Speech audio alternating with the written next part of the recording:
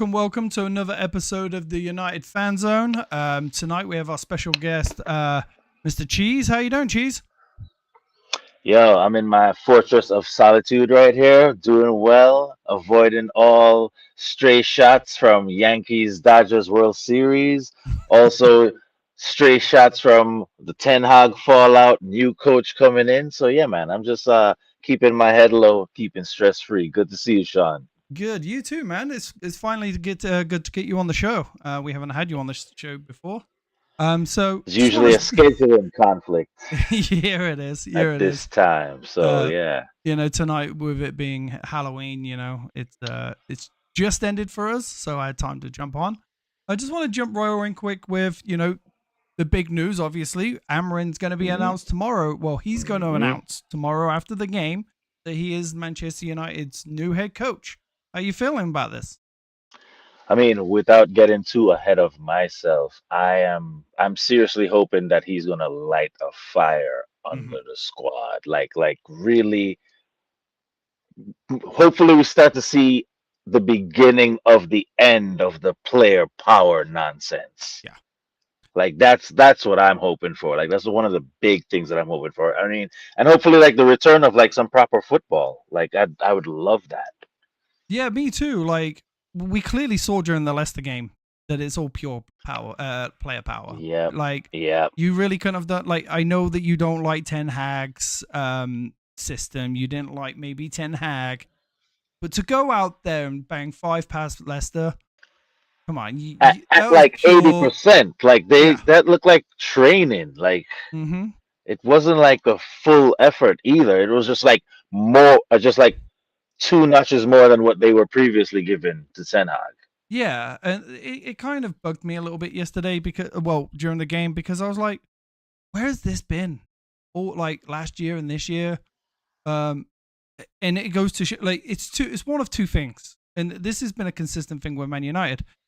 Is it the player power, or are all these coaches that Man United had just been bad coaches?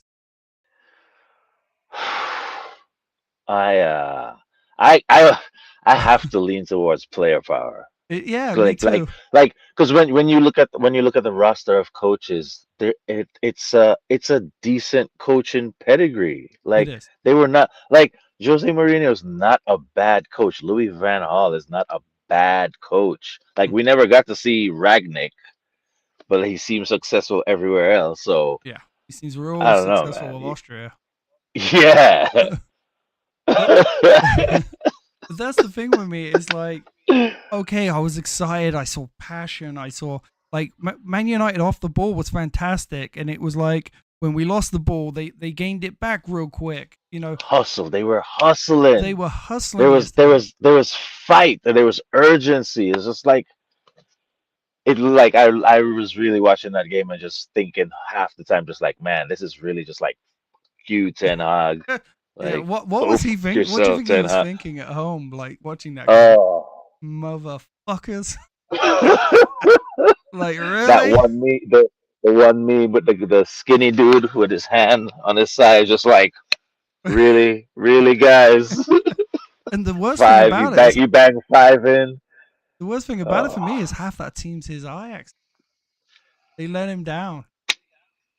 Like Did you Sorry, did you see their tweets to him? Their like farewell thank you tweets to him? Did you yeah, read any of those? yeah, I did, You especially the buying Bruno it? one. Yeah, no, I'm Yeah. not buying Are that. you No, I'm not buying that. That's just like get your PR team out real quick. Right, I'm not buying Oh that at all. man. I was Oh just my like, but goodness. it was good to see. I like for me, it's like I was confused because I was like, we played out the back a lot quicker. I know Mikey said this in the past. Like, is Ten Hag telling him not to play out the back quicker? But he played out the back quicker. And I will say this: did you see that system that he lined up is exactly what Amorim plays? He played that free at the back with the inverted wingers. And Yep. I know he was asked in his interview today, have you spoke to the new manager and has he had an influence? And he was like, no. But I'm like, yeah, he did. You like if he didn't have an influence, the board sure told him to play that way. Yeah. Yeah. Yeah. And like for me, the two goals were like the first one that Bindeer could have done a little bit better when he came out for the punch, but the shot was fantastic. The second one, no one's stopping that. It came off the top. It was off the low. It was a bad bounce. A bad bounce off the low. No one was fast enough to respond, and it fell right into the path. Yeah, it could have fell in the way of the goalkeeper. It was just exactly. Yeah, it wasn't. It was just one great goal, the outside of his boot, and then the other one. It was just, it came. I think it came off the lip first, hit the low, then bounced across. It was just, but it was just fluid football. And I'm gonna say this though, and I've said this in the chat. You fired yourself by not playing Ugarte. Big time. God, was Ugarte good yesterday? Yeah. Of like covering every blade of glass, winning every tackle, every duel. It's just like, yo, this plug in that middle. Like no strainer midfield, right? No one was getting through us. Like, but yeah, man, slapped in Ten Hag's face. But again, but the Ugarte stuff with Ten Hag is like you played yourself out of your job right there. You did by not playing that man. Like you did that to yourself. Yeah. And he kept using that excuse of he's not ready. But boy, God, he showed he was ready yesterday. And it's just like, and every time he would say that, I just kept thinking, it's like you get him ready by playing him. That's how you get these guys ready, by like giving them playing time. Yeah. Right. But yeah, it was just. It was completely. It was a different Man United yesterday. Bruno looked. I tell you what, when he scored that free kick, he looked like he was about to cry. The second goal, he was the just how calm he was, how composed he was. He like walked it in after he beat the defender, and then just like shot it, and he was just like, all right, I'm done with this, fine. And there was two players next to him too. Yeah, but I was just like that goal was like, man, you guys could have been playing so much better for so much longer, and like that's the end product that you were giving us on the Ten Hag. It's just like unacceptable and atrocious. It's like I'm ashamed. I'm ashamed that you guys did that. And just one thing, going back to the player tweets and responses. A nice recurring theme that I thought was a nice touch, and I don't know if it's the PR team, but they were everybody thanked him for putting his trust in them. Like young players and senior players. Everybody was just like, thank you for trusting me. Thank you for the opportunity. Thank you for trusting me. I was like, all right. All right. That I can see. Like, go Eric. Yeah, that I can see. He bought Garnacho. He improved Garnacho. Mainu. I just wish he had seen. I think playing Amas might have helped him a little bit this season. Having that left, putting too much. Maybe it's not cutting Ahmad's playing time. Like keep him in the rotation somehow. Just like instead of completely icing him, because I thought the offense was clicking with him in it. He almost scored the goal of the season yesterday. It was inches wide, that overhead kick. It was fantastic. I was like, wow. You could just see it. It was in everybody. It was a relief. It was, and some of the things that I'm actually going to do for anybody out there. I'm working on putting a video together about what Amorim and United, how he plays. I'm working on that right now. But in the meantime, me and you're gonna have a chat. What do you think Amorim's going to bring? Do you think he's going to bring that same energy like we saw yesterday? We played with a back three with the wing backs. We saw Casemiro. Like, oh my God, Casemiro! Who was he yesterday? Playing with Ugarte, he had the same freedom. Casemiro. Yeah, it was the return of Casemiro. And we all. Man, I'm going to say I'm one of them. I thought he was done, but he seems rejuvenated next to Ugarte. He was this yesterday because he was so sharp, like on his goal, like he didn't think twice about it. Like the dummy pass that for the ball to run onto him, and he just like one touch and smacked it, like clean, Like he didn't. It barely any power. It Yeah, was like all placement yeah. and pace. It was like, yeah, And the second Casemiro. goes to the second goal too, because it was his header hit the post, his Yep. ability to get back across the goal and put it back in the net. Both those touches Reacting from him. like a 20-year-old. Yes, he did. He like where was Xerxes right there? It was like, Yeah. how is Casemiro reacting like that in that space in the six Hmm. quicker than you, sir? Like Yep. when I was watching the replays, I'm just like, look, like you're not even moving. Like, Yeah. yeah, It yeah, it was just yeah. different, and I think it was playing next to Ugarte. Oh yeah. And real quick, before anyone sees this, and I know why anyone sees this, and I know a lot of people out there have already watched videos on Amorim and how he likes to play. This one play shows me that there's some remnants of the board telling Man United to play this. When Amorim plays, and I'll say this in the video that I make, he likes to compact that midfield. He likes to Hmm. compact it because then it brings the defenders in, leaves leaves our wingers free. If he plays out to the wingers, they spread out and we're compacted in the middle. We have more players. But one thing he likes to do, and I've seen it a lot in a lot of videos that I've watched about Sporting, is exactly what Bruno did with that first Garnacho goal. The dummy. Ah, He likes to dummy in the middle of midfield because it's so compact that it will open up someone else. Man, everything I saw yesterday was Amorim ball. And I hope that Amorim says to RUUD van Nistelrooy, stay on the team. Stay yeah, and learn. Stay and yeah. learn. Be my striker coach. Be Yeah. my striker coach. Yeah, Yeah. Be the striker coach. Or yeah. even just an assistant. Yeah, Yeah. I just, because everything I saw yesterday was, and I've done a lot of research into Amorim, and it will come out in the video. yeah, That was Amorim ball through and through. Like, the only things that were a little different, the defense isn't quite used to playing that back three. Yes, yeah, and that's to come to expect. Even with Amorim, we're going to have losses. We're going to have that ball being played over the top and the back line being exposed. Got to give him time for this. You got to give him time to figure out that, get the players playing a new position. yeah. But the wingers I thought were a little off. And the only person I thought yesterday that didn't play exactly the greatest, because I don't think he can play the system, was Lindelof. Yeah. He was a fish out of water. He was a fish out He of did water not in look that good game. yesterday. Yeah. Yeah. And I think with him, Lost, deer in headlights. he was, yeah. And I think with him moving on we already know he's moving on at the end of the season. Finally. Yeah, finally. I think for me, I think playing the back three, I think that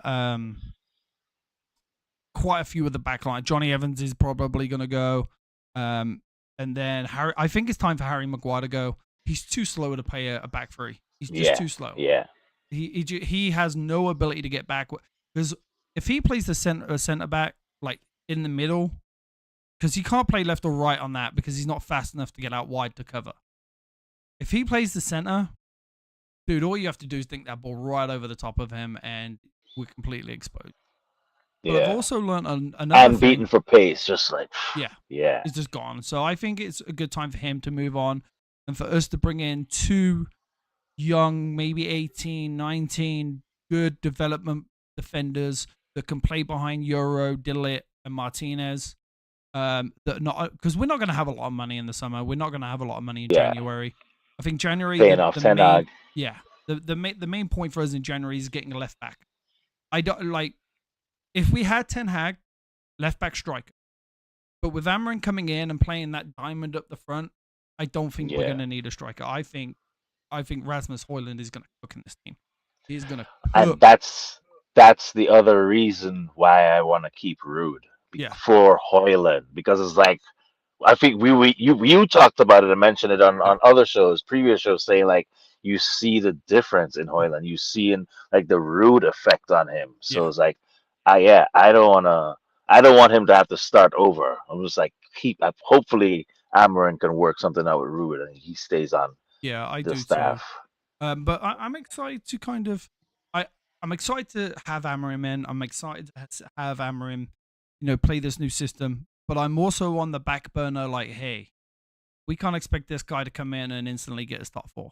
Like, we shouldn't be expecting top 4 this year. If we get top 4, fantastic.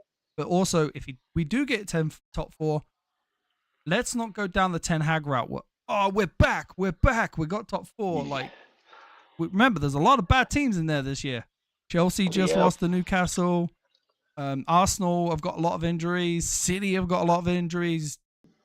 Liverpool are a player or two away from, because they didn't sign anyone. Apart. Yeah, they're a player or two from falling apart. They've got a lot of games. They've got City and Real Madrid back to back at the end of this month. So there's a lot of bad teams in this. I don't want Man United fans out there to get all excited that we got top 4. If we get top 4, like, we're back. Yeah. Give him time. He's asking a lot. Yeah. I'm a guy that's like, all I want to see this year is progression, style of play. All I want to see, because somebody's going to be able to bring his own players in, 2 or 3. And then we're going to see that style of play. That's all I want to see. I think next year, with a style of play and progression this year, we could get top 4 next year. Yeah, definitely. That leads me on to, can we play the 3-5-2? I know we saw it this week. I know we saw it yesterday. But can we play it week in, week out? Because I know Paul Scholes said, going back to like what Mike says, I don't like to bring up, the big man Fergie. But Paul Scholes says this is not the United way. We tried to play a 3-5-2 and it lasted 10 minutes. Yeah. For me, we're not the same old Man United, Paul Scholes. Like, we're not. We need a new identity to take us forward for the next 10 years. I think a 3-5-2 could be that. What do you think? Do you think we can play that way consistently?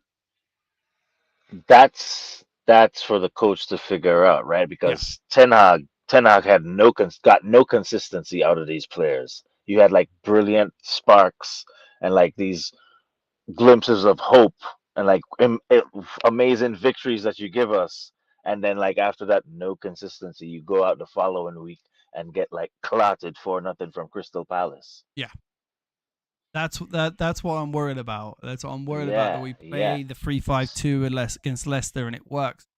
Go play the same system against Chelsea and we get beat 4-0. Like, I'm worried about that. So you're hoping that the coach can get that out of the players, but at the same time, you've seen that it works. It does. You've seen that it works. It's just like, you as the players, like, you want to play that way? Yeah. Don't you want to play in system that is working for you and getting you all these goals? Like, so yeah, man. Yeah, I would love to see some consistency. Yeah, I just think United, especially if that system is working. Yeah, I think it worked yesterday, but again, we have to temper the expectations. It was Leicester; they're not doing exactly way. We do have Leicester next weekend too. We got Leicester, then we got Chelsea. Do we have I'm not sure. Do we have a midweek game? I think we have a European game in the midweek. I think we got a Europe. Yeah, Europa League game, and then we got Leicester again. A team whose name I can't pronounce. I feel like it's getting down in the pool there. It's just like, wait, what? Where are we going? Mm-hmm. And that's also the confusing thing. Is Amorim going to stay at Sporting until the international break, or is tomorrow his last game? Because let's not forget, two of their next Champions League games are Man City. They got City next week. They got City in midweek, and then they have Arsenal.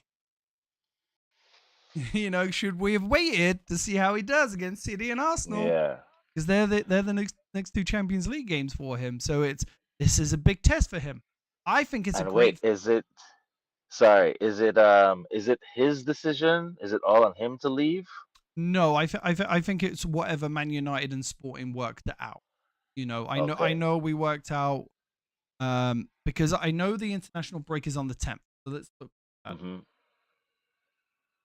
Okay, so this weekend is the 2nd. The next weekend, so no, it's the following weekend. No, he'll be if he stays, he'll probably be in charge for the City game. That's it, midweek. Yeah. That he won't be in Yeah. charge for the Arsenal game. So then RUUD has, like we got Leicester the weekend RUUD, after. yeah, RUUD has at least 2, maybe 3 Yeah. before Amorim comes in. Yeah, Chelsea.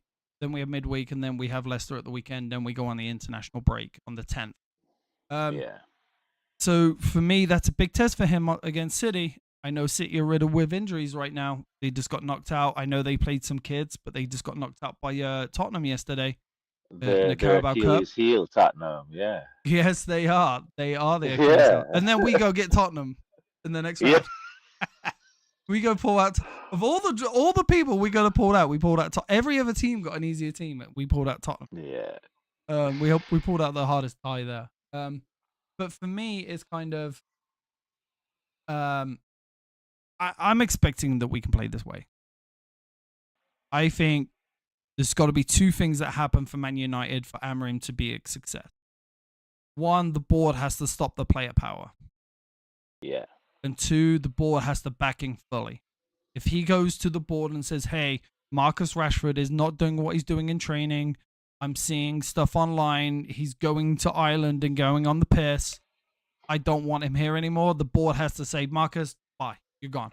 Because until we do that, because if Pep went and said, look, Haaland's my greatest player ever, but he's out on the piss, he's not doing what he's doing in training, you know for full well City would tell him in an instant. They just sold Alvarez this summer. Yeah. So United have to back him that way. Because Sporting backed him fully. When he came into Sporting, there was a certain amount of players that were there that had the player power, that were, in their eyes like people that had been there for a while, and he said, no, gone, bye. And what he did is he took and again, like I said, I'm going to break all this down in the video. He took a player from the Championship, and that player is now the most prolific goal scorer in Europe. In Europe, he has more goals than Haaland. He has more goals than Mbappe. But that player that he took is a spitting image of Rasmus Højlund. Yeah. Likes to hold up the ball, likes to get in the back post. United have to back this man no matter what. If the results don't happen, bye. But they have to back him and give him the opportunity to do this. Like, there can't be player power from Marcus Rashford. There can't be player power from Harry Maguire. If he doesn't want the player there and he doesn't think the player fits his system, Man United have to get rid of this player. Move them on. And those are the 2 things. If Man United could do that, I think he can be a success. And I know I'm going to be the first person, I'm sure you were too. I thought Ten Hag was going to be a success. I thought Ten Hag was the man. Yeah. Based on first season Ten Hag, there was no reason for us not to think that. No, there wasn't. He got a trophy. Came third. Yeah. But then in it's hindsight, like overachieving or not, it's like there's no reason not to doubt that we would be successful with him or he would be successful at the club. Yeah, absolutely. And that's how I thought. And that's why when I said earlier, we do get this year, or if we do manage to win the Europa League, temper that expectation. Like all of Man United, we should temper that expectations, because if we go back in and saying this is the man, and then the second season he doesn't do so well, because he didn't do so well in his second season at Sporting either. So yeah. But he has tweaked his play a lot, tweaked his style, and now he's getting the best out of the players. He didn't do too well in his second season. Let's not go down that rabbit hole of, oh boy, another Man United in his second season. Let's get rid of him.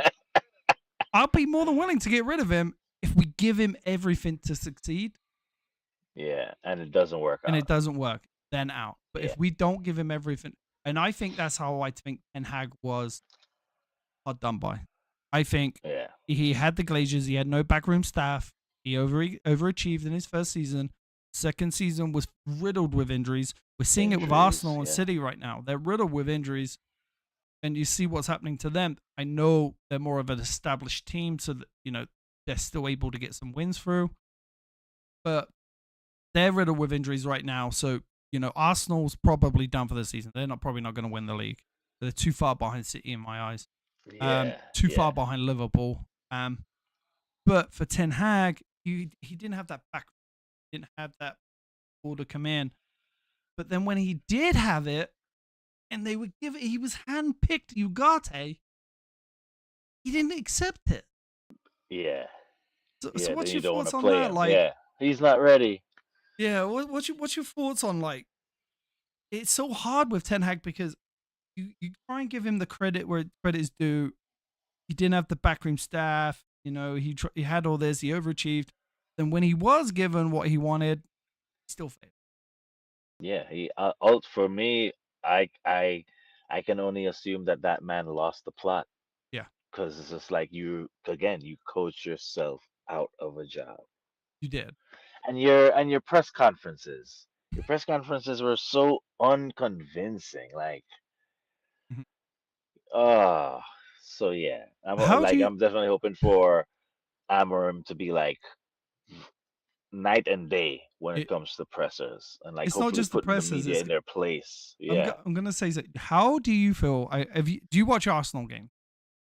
Yeah, yeah, yeah. I try to like. I'm not like Casey, who's just like, oh, it's not Manchester United. I'm not watching it. Like, if ball is on, I try. I want to see because I play fantasy, so Yeah, I'm always scouting. yeah. How do you feel of Arteta on the side? That running He's up and down, that like yelling and throwing his hands up.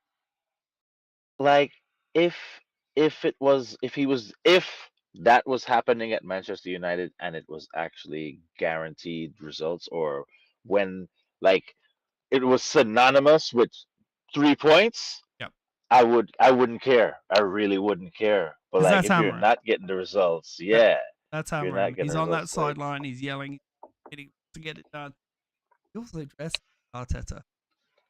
You see him got the, he's got his pants on that are just a little bit too short, and he's got no socks on with it. It's Arteta, man. I looked at him yesterday. I watched him through and through. But I hope he can get us playing like that. yeah, yeah. That's my thing. Like, I know Consistency, Arsenal aren't winning or consistency in anything. play, man. Consistency in play, like some Yeah, proper football, and it's consistent. Like we're getting the results we need. yeah. That's the thing for me. Is like I just want to see United playing good football. Like, so. I just want to touch on a couple of more things. How do you think RUUD's going to do till the break? What are you expecting to the break? Are you expecting, let's start off with Chelsea Um, this weekend. I'm hoping for a honeymoon season. I'm legitimately hoping for the players to enjoy this time before Amarin arrives. So enjoy this time at Hmm. RUUD, like soak in everything that you can soak in from the legend, and enjoy this time because again, I am hoping that Amarin's going to come in and light a fire under their ass. Yeah. So in the meantime, while RUUD is here, like I'm hoping that they can continue this free flowing, everyone smiling on the pitch. Like I'm hoping they can continue that and the results and get the results. So it's like I'm hoping, yeah, I'm hoping for 3 points against Chelsea somehow. They're definitely in form. They look good. Obviously, Didn't Cole look too good Palmer out yesterday, of but his they didn't have gourd. Palmer. I was about to say it's They like didn't have it's Palmer. a cup stuff Mhm. rotation. Like, come on, Yeah. yeah. Um, Talking about what you were saying with Amarin. Oh, we lost you. I'm gonna go ahead real quick until we can get him back. Oh, you're back again. So talking about kind of Amarim and you saying coming in lighting a fire. I put it up on Facebook yesterday. This was announced. Man United players have been warned to expect an extremely strict coach who does not tolerate egos, who will not let himself be pushed around, who is demanding in training and will get rid of anyone who does not respect the rules. How do you feel about that? Sound's gone again. Sound's gone again. uh, he'll get it fixed here. But yeah, that for me is something that United need. We need that. We need those players like Rashford. Yep, you're good. We need those players like Rashford. We need those players like Harry Maguire to be told, I don't care what your PA says. I don't care what you think about. You need to sort it out. It's my way or the highway. Man United have for too long let players put too much stuff into the press. Let them have player power. We've seen it already with Ten Hag. We need a guy in that says, I ain't taking this anymore. My way or the highway. And that is what I expect from Amorim. And again, if Man United offer and Man United give him what he needs to succeed, I feel like this guy can succeed. And one of the other things that I want to touch on is this whole teams coming out now and saying, oh, we had the opportunity to sign Amorim. We had the opportunity to, West Ham did this. Liverpool did this. It wasn't our style of play. Okay, fair enough. Not sure why you're bringing this up. Does that mean he's a bad coach? No. To say that he's not Premier League proven. Well, West Ham, I think it might have been a bad idea because yes, you might have beat us, but that was on our own fault. We didn't score the goals. It wasn't necessarily you playing that amazingly well that you outplayed us. You just beat us by a shitty ass penalty given by the most corrupt referee in the English league. So no, maybe you should have took Amorim. Liverpool doing well, but come on, this is Klopp's team, it's Klopp's system. Are you really sitting here and going to go tell me that Arne Slot is the man? Let's give him next season. I've spoke to a lot of Liverpool people who are also on the same page as me. It's, hey, temper expectations. Let's see how Arne Slot is next year when we bring in our own players. They're looking at losing 3 of their big players in the summer. Let's see how they do, next season. I want to move on to kind of the big point here. INEOS failed in my eyes when it came to getting rid of Ten Hag. I know hindsight can be 20/20. I think Manchester United should have got rid of him in the summer. I'm also a guy that sitting here is going to tell you he was wrong. I thought, hey, in the summer we just won the FA Cup. We played tactically. We out-tactically played Pep. But what Man United can't do is do it on a consistent basis. I think that game for me, and just like a lot of Man United fans, I think that kind of blinded us a little bit. Hey, we can play this way. But I think a lot of us were like, and I know Mikey's the same. It's like kind of, what's up, KC? How you doing? Getting lit currently. Well, you enjoy yourself, my man. It is Halloween. We were blinded by the fact that that we played so well against City, that we outplayed City, how we played against City. For me, it's kind of we couldn't do it on a consistent basis, and I think after those first 5-6 games for Man United this season, I think it was time to move on. In hindsight, we should have done it before the FA Cup game. We should have got rid of him before, because I know we were talking to Amorim in the summer. I know we were. So what's making us now, and from what I'm hearing, it wasn't the Man United way. The Man United way. I'm sick and tired of hearing the Man United way. We're 14th in the league. We finished our worst ever position last year. Yes, we've won 2 trophies in the last couple of years with Ten Hag, but with no style of play. So for me, what is the United way? I want to hear Paul Scholes, Rio Ferdinand, it's the Man United style of way. These guys haven't played for Man United in 10, 15 years. We haven't won anything. Still not working, Cheese. You can try and disconnect and then reconnect again. I can just put you back in like you did before. But for me, it's we need 10 years of this crap. Now it's time for Man United to go, hey, maybe a new way is Man United. Maybe a new way is for us. Because the old way ain't working anymore. There is anybody here and anybody watching this, please tell me a manager out there right now that can come in under this system and play the Man United way and get the results that Manchester United feel like they deserve. we were fantastic in the 90s. We're fantastic in the early 2000s. We're not anymore. Let's go back to, hey, we are who we are now. Right now, we're a 14th place team in the Premier League. Let's try a new way. Let's try. If it doesn't work, it doesn't work. Then we can go back to the United way. It's the same with the stadium for me. Oh, so many memories. My dad took me there. My granddad took. Make new memories. Make new memories in the new stadium. Take your son there. Let your son take his son there.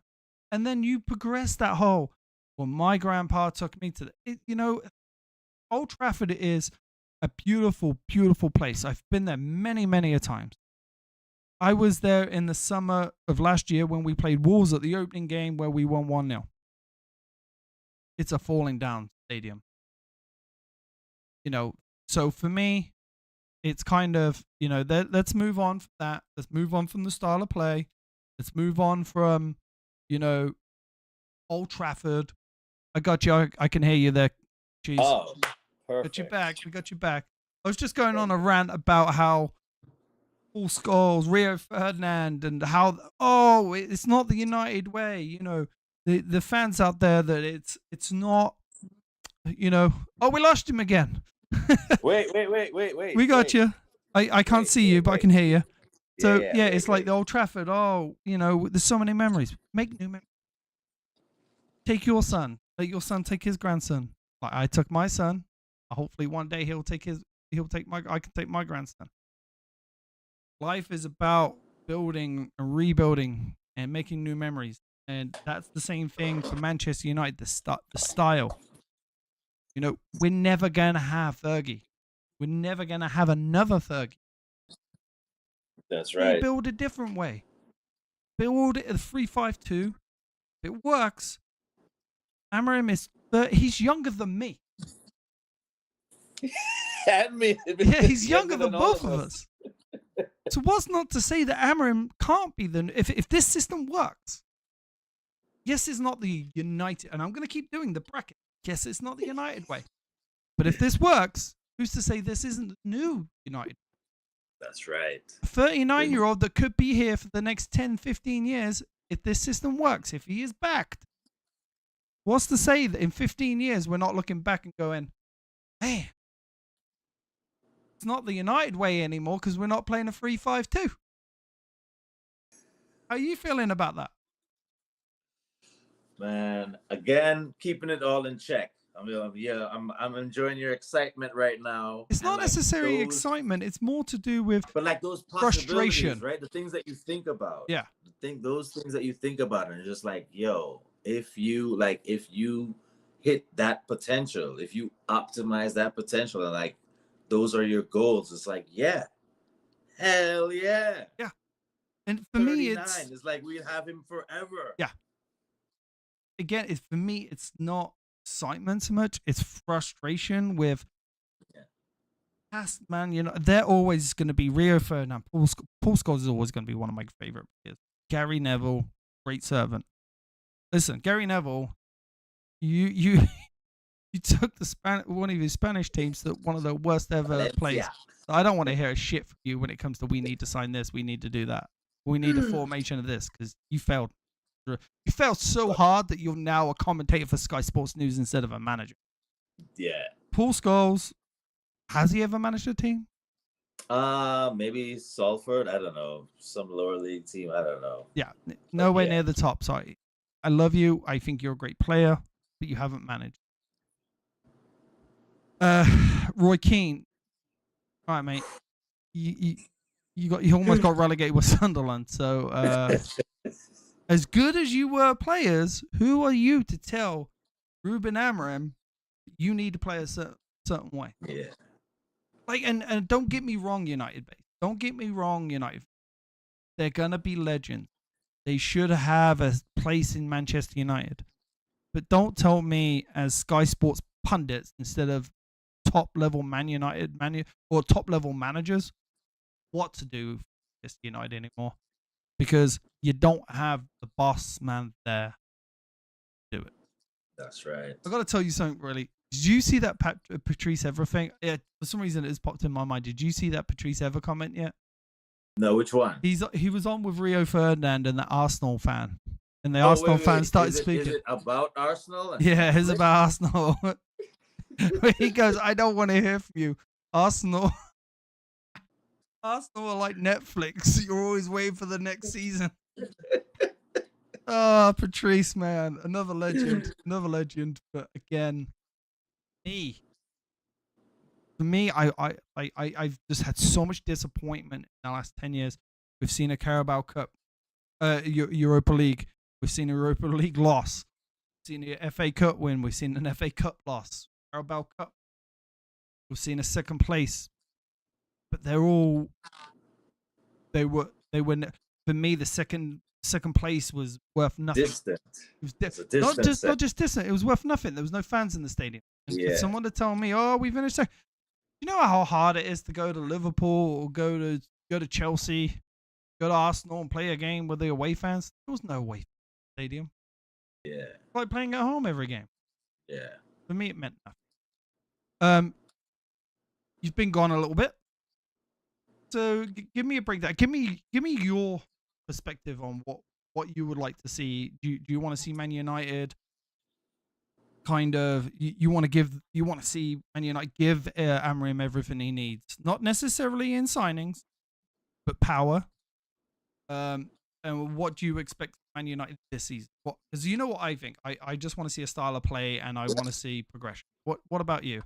Yeah. So for right now, real simply, I want to make sure that this guy can like get the control of this squad, right? Because like I'm not planning for any January signings right now. Like me personally, I'm not planning for that. I'm just like, yo, this is the squad that you're working with. This is what you got. So it's just like, how can you get them playing like they did against Leicester? How can we get that consistently, right? Yeah. And so, you obviously have your playing style that's working for you in Portugal right now. So how much adjustments do you have to make? Because you definitely don't have the personnel per se to achieve that playing style the way you want right now. So you think he has all the pieces he needs? To not all the pieces, but I think the signings this summer weren't. And the more that I look into this, the more that I hear this, the signings this summer weren't made for Ten Hag. But he didn't want Ugarte. Right. He didn't want he needed another center back, but did he need two? Were they made for Amorim, or is it just happened to be working out highly in his favor? I think basically because then there was a contingency. That implies that that's how long they were looking into him. Well, they spoke to Amorim in the summer. Okay. So for me, hey Mikey, he's in from Trick or Treat and he's saying hell no that they weren't signed for him. I agree with you, man. I think I don't think he picked Euro. I don't think he did. Right. I think that was a board decision. I think Ugarte was a board decision. From what we heard from Ten Hag, the lit was a board decision. Ten Hag said that. He said it himself. Yes, I've worked with him, but that was a board decision that they wanted him to. Guess where he played at Ajax in his youth? De Ligt or Ten Hag? De Ligt. Centre midfield. Under Amorim's team, where does the center defender go? Center mid. Center mid. You need a fast, young, not experienced, fast, young, talented, right-sided midfield defender to come in to play a back three. Who do you pick? Danny Euro. You need a midfielder who is going to get the ball, who is demanding, who is physical in the middle of midfield. Who'd you get? Ugarte. Ugarte. You seriously telling me that this team was picked Ten Hag? Because I think there was contingency. Hey, we'll get them players. We need these players. Get them players. Don't work out. Work in a 3-5-2. It's master stroke, master class by INEOS. If this conspiracy theory is true, I like it. It's hot. It is hot. And Your the only logic is sound. Well, the only thing we're missing is a guy that plays on the left. That's it. Because I can see Luke Shaw going at the end of the season. Yeah. I don't think who's the other left defender that's been out for so long? 𝙈𝙊𝙍𝙀. I don't think 𝙈𝙊𝙍𝙀 is going to stick around for too long. I don't think he's good enough. He got destroyed by Tottenham. Harry Kane, for instance. I don't think he's the long-term future. So I think right now United go out, sign a left wing back, shall I say, in January. All you need. You got the two midfielders. You got Casemiro. You got Mainoo sitting next to Ugarte. Mason Mount. I know he's been injured a lot. But let's look at. I'll bring it out in the video. One thing Amorim does is he doesn't come in and train all the players together. He trains them individually. He'll make the player go out and go, "Hey, you're gonna need to work on this. Go work with my coaches." Maybe we'll get some fitness back in Mason Mount. No, don't sell Mason Mount. Mason Mount thrived at Chelsea in a 3-5-2. Thrived. He was the player of the season 2 years in a row at Chelsea when they played a what? 3-5-2. Everybody following along. Everyone following along. Mason Mount, if we can get him back, because that's the other thing. We've also been looking at was it Ten Hag's system and his training that got the players injured, or was it a consistency of bad kind of doctor? Because you start to see it now. A lot of the players are coming out and saying that they were overworked. So maybe Mason Mount was overworked. Maybe he's injury prone, but was also overworked.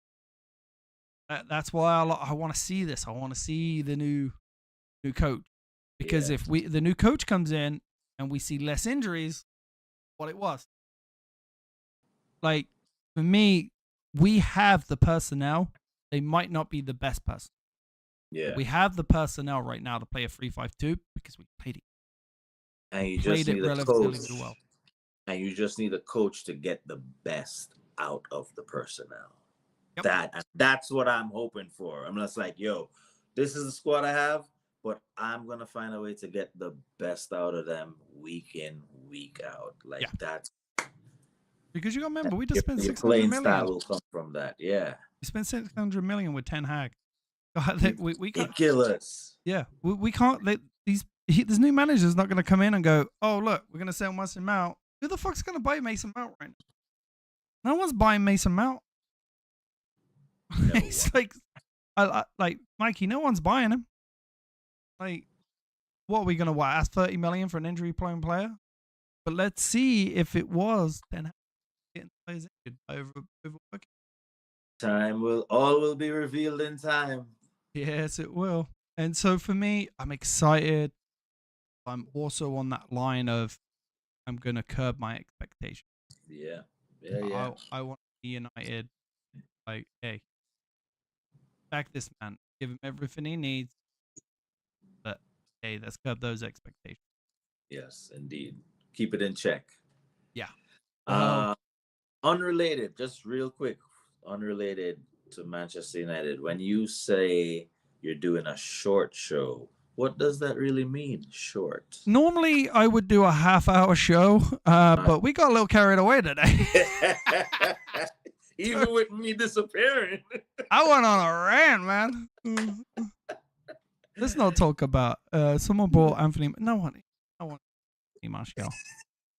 It's not, as you said the other day on Tuesday, Mikey. He ain't a Man United player anymore. Okay.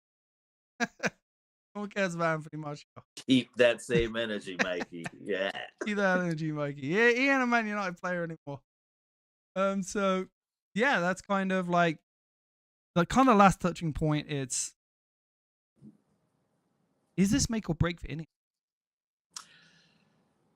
This is their first season. Yeah. Yeah. Yeah. No. Yeah. No. Well, they've already made a lot of people calling him out. If it doesn't work out, if Amorim doesn't work out, it's definitely that's a huge no for them, because it's like, yo, it didn't work with Ten Hag. You look like you're making the right moves right now, and again, to your point, if all of these players that we have been acquiring weren't actually for Ten Hag in the first place. Yeah. So yeah, he's already potentially being backed. So it's just like, come in, see if you can do the job, turn the ship around. Because again, getting a reaction out of your players, right? That's my biggest thing. We go out under Ten Hag flat, no intensity, no fight. It's like, that's what I like. That I want to see that eradicated. Like, that should not exist in this team. It should not be in DNA. No. Yeah. So like, those are the things I want to see. If he comes in and he gets the back end that he needs, like, those are the changes that I want to see, man. Because we want to see that effort. Yeah. The free flowing football will come, but it's like, I want to see effort, discipline, a foundation, some type of playing style, to your point. So let's do it, man. I'm excited for international break. I'm excited for RUUD to get his little run of games. I'm happy for him. I'm actually not excited. I'm so excited. These international break. These. There's too many. There's too many now. They added that new league. There's too many. Yeah. You know, and then we got to remember, next year the World Cup, the World Cup qualifiers. Yep. Mikey, I'm not sure if you saw it earlier. I'll read your comment out. They have to be ruthless and sack him and line up the neck. I agree. On one point, that they back him fully. They have to back him. Hey, players, we said that, me and Cheese were talking about this earlier. If he comes up and says Rashford is out on the piss, he's not performing, he's not working in my system, I want him gone, they have to back him. I don't care which player it is. De Ligt, Ugarte, Rashford, Casemiro, I don't care who it is. If they're not performing, they're causing problems, and INEOS back him and say, yep, bye, gone. They back him in that sense, and he still doesn't perform, go. I absolutely 100% agree with you. But if they don't back him, then we're back to square one. Yeah. Eventually it's going to come to a point where a manager is going to be like, I ain't doing it. The only reason they're going to go to Man United knowing they're going to get a $15 million payout when he's eventually going to get fired again. Exactly. So like, Ten Hag just walked away with $15 million. It's a win-win for him. He's going to go back to Ajax, get all that money we just paid for all of his players, and $15 million in his pocket. Masterclass. Yeah, masterclass. But for me, I agree with you. As long as the INEOS back him fully, they have to back him fully. Because if they don't, we're back at 18-month review. I agree. If they back him. Yeah. If they back him. Because if they don't, yeah, we can go ahead and fire him, but then we'll get who? They will get Jose Mourinho back. They will get 18 months. We're talking about 18 months. With Thomas Tuchel's only at the England job for 18 months. Get Tuchel back. Thomas Tuchel's only going to fall out with the board. Because he's not getting his way. He did it at Chelsea. He did it at Bayern. Didn't get what he wanted, and he fell out and he left. So Man United have to back their manager. Fully have to go behind their manager now. Back whoever the manager is. And then if it's not performing, bye, gone. Get out. We're gone. Make that instant. For me, though, I want to touch on that point real quick before, we're coming up onto the 9 o'clock. INEOS has to get it right. The reason I put that in the kind of comments tonight is they didn't get it right with Ten Hag. They didn't. Yeah. So you've only and I'll give him a little leeway. Not everybody was in power. Barada wasn't in power. Wilcox only just came in. Ashworth had just come in July. Didn't have a lot of time to kind of go through it all. You didn't back him, mistake. We all know that. You got Amorim. He comes in. You don't back him. Doesn't work out. Nice are not doing too well right now. Yeah. So then are we going to start to see how many mistakes we're going to see INEOS make before we start turning around and flying a banner over freaking Nice saying, saying Sir Jim out, yeah, they have to get this is a big thing for INEOS. They have to get this right, because at the end of the day, he's going to bring in his own players. We've already spent 600 million. Him coming in is going to clearly take it to billion.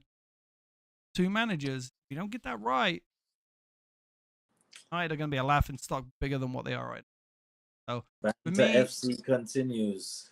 Yeah, for me, INEOS has to get this. Is a big appointment, and this is why I am 100% confident. I know a lot of other Man United shows out there are the same way as me. This talk's been going. I think they did their due diligence. Hoping they did their due diligence, So, let's say. Yeah. But wait and see. Mikey, let's wait and see the 18-month review. Cheese, thank you for coming on today. My pleasure. Thank you for having me. I know we had some technical difficulties, but hey, you know how to get it working next time you come on. Everybody else, I will see you guys. I'm going to work. Hopefully I can get this video out this weekend. Hopefully I can get it out this weekend. It's a good one. It's a full breakdown of Amorim, how he played at Sporting, how we took Sporting from not winning the league in 20-something years to 2 in a row. How he changed his tactical system because, in his second season he didn't do too well, and how he progressed.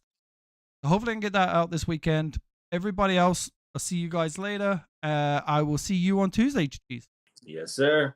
Right. And you're probably having a show on Monday as well, yeah? We are having a Monday. Okay. Monday and Thursdays at 8 p.m. Eastern time. So anybody else, if you're tuning into this afterwards, hit the like, hit the subscribe, hit the notifications. Makes a big difference, man. Makes a big difference, especially the follower. Cheese, thank you again. Thank you so much for popping on tonight. And I will see you on Tuesday, my man. All right, my man. Take it easy, Sean. Bye.